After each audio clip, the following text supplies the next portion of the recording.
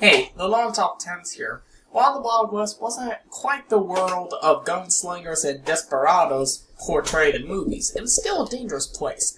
With law enforcement often miles away, criminals flourished, and people were left to take matters into their own hands, often with terrifying results.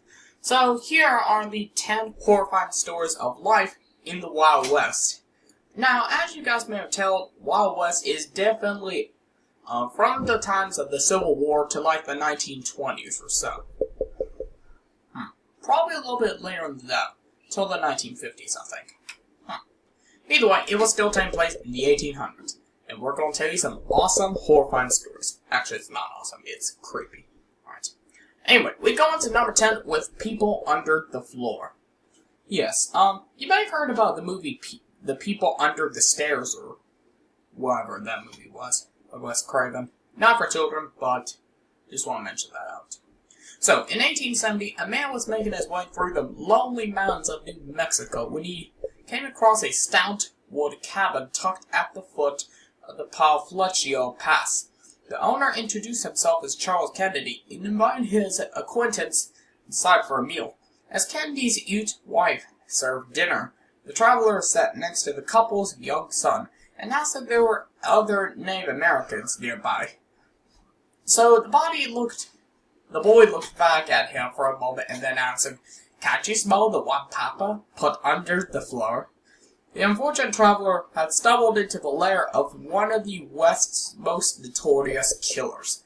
Charles Kennedy killed at least 14 people who stopped at his isolated homestead on their way through the pass. After shooting the traveler, Kennedy beated his son to death for nearly warning the man in time to escape. The murder was too much for Kennedy's wife, who apparently slipped out of the house while her husband was drunk and walked to Elizabethtown, where she made a full confession. Now, under unearthing the grisly evidence, the townsfolk dragged Kennedy behind a horse until he died, and then staked his severed head outside the local inn. Number 9. Clay Allison's War Dance. The leader of the mob that butchered Charles Kennedy was Clay Allison, a violent local villager who might have racked up a higher bounty count than the serial killer he beheaded. On one occasion, he tried to settle a petty dispute with a neighbor by digging a grave and proposing that they have a knife fight inside it, while saving the effort of moving the loser's body. Allison gained notoriety as one of the deadliest participants in the Colfax County War, a massive land dispute that caused up to 200 murders. Now just remember, at the start of the war, Allison organized the Lanchin. Well, he organized the Lanchin just to kill people and stop the people who are murdering all these people. Now, they were actually organizing the Lanchin of a local constable he was suspecting as moonlighting as an assassin. Now, when the dead man's uncle came looking for revenge, Allison got the drop on him and shot him dead in the local saloon. Now, he reported then stripped naked, tied a red ribbon around his wiener, and then did a war dance around the crime scene. Very odd, if you think about it, guys. Just think about it, very odd. Number 8. The Golden Snake Fight. Nobody's certain exactly what caused the feud that left 11 men dead in Judge Blackhawk 6 Killer's courtroom at Golden Snake. Whatever it was, it came to a head in 1872 when Zeke Prodeker rode up to Jim Kesterton's mill and opened fire. Now, Miller recovered from his wounds, but his wife, Polly Beck, was hit by a stray round and again killed. The murder took place in the Cherokee Nation, and Prodeker and Beck were both Cherokee, so it seemed obvious that the case would be handled by the Cherokee courts.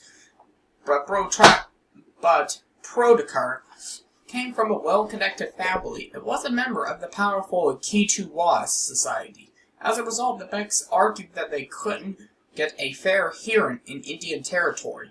They wanted the case transferred to the federal court at Fort Smith in Arkansas. When their request was rejected, a group of Becks burst into the courtroom and opened fire. But things went wrong for the Becks, who found themselves crowded in the doorway of the windowless courtroom.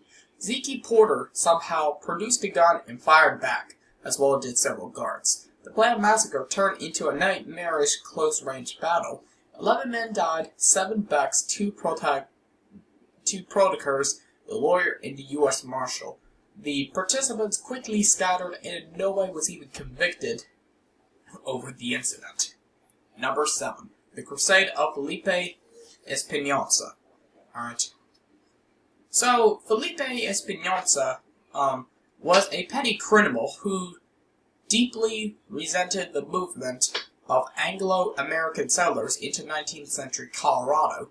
He was also a fanatical member of the Penitents, the local Catholic brotherhood known for whipping themselves bloody and performing other acts of self-mutilation. When American soldiers tried to arrest him for banditry, Felipe declared his own personal war on the Protestant interlopers. Now, accompanied by his brother Vivian, and later his nephew Jose, Felipe roamed through the mountains of Colorado, slaughtering every Anglo he came across. Some of the bodies were even found with a cross carved into their chest. Felipe wrote taunted letters to the governor, telling him to inquire if anyone had ever killed as many men as the Espinosa. We have killed 32, despite a massive manhunt which killed Vivian Espinosa.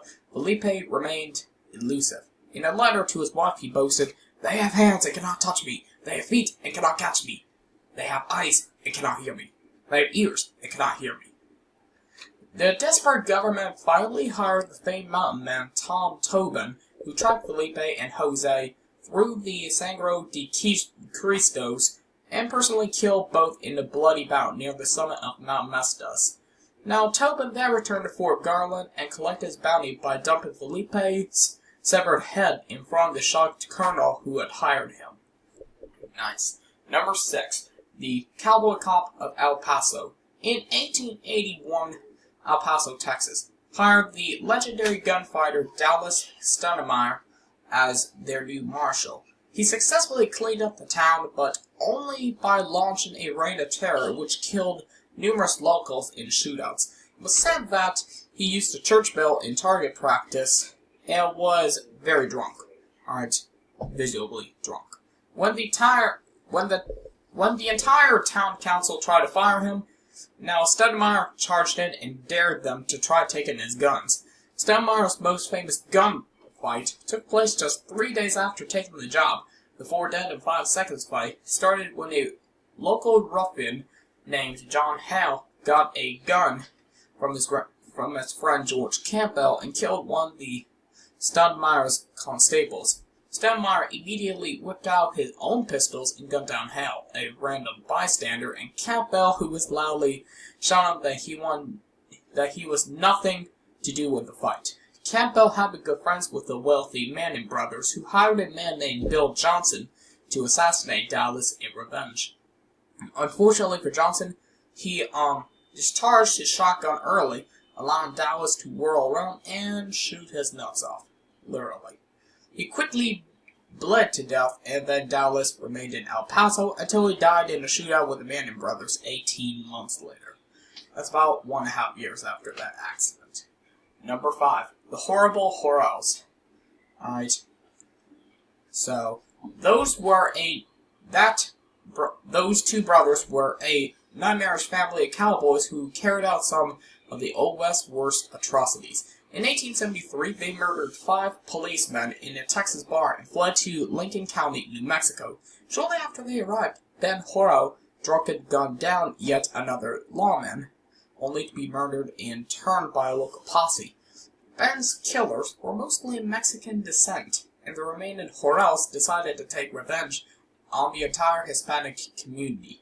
The ensuing race war started with the murder of 2 Mexican Americans on the Horrell Ranch. A few weeks later, the Horrells burst into a wedding reception and killed 4 guests. Local Hispanics armed themselves and seized the hills surrounding the Horrell property, but the Horrells withstood a short siege and escaped before the ranch was burned to the ground. Literally.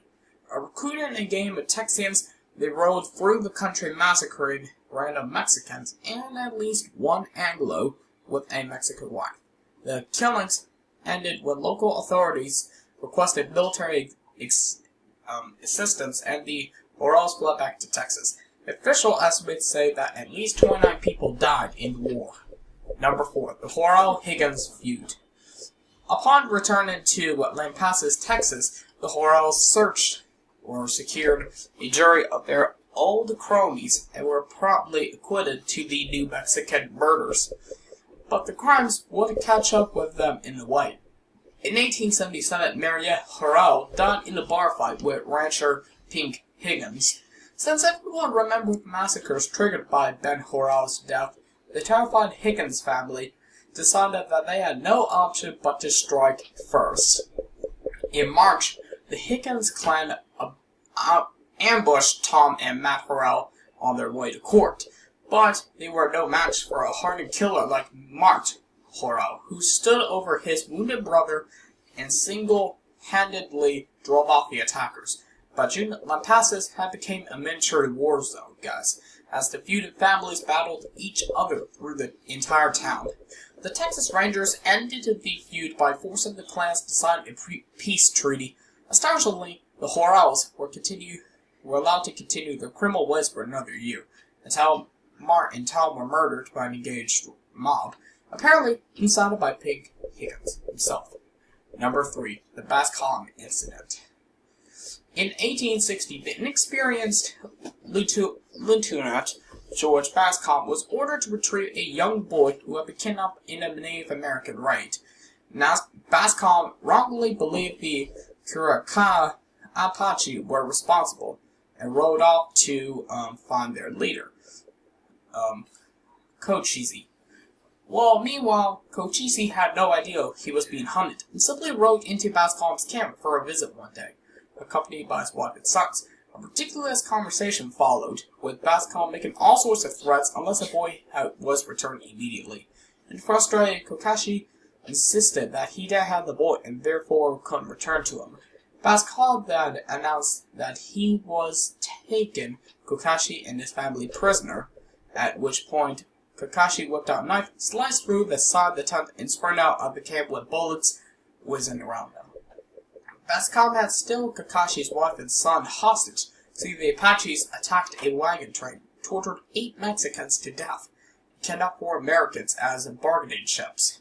However, Bascom stubbornly refused to make the train unless the kidnapped boy was included.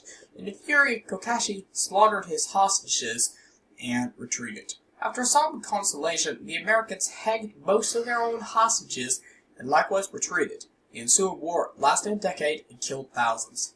Number 2. The death of Mango's Coloradis.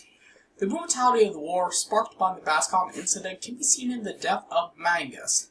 While the American Civil War raged, the Apaches drove wild settlers, or I should say white settlers, out of most of southern Arizona.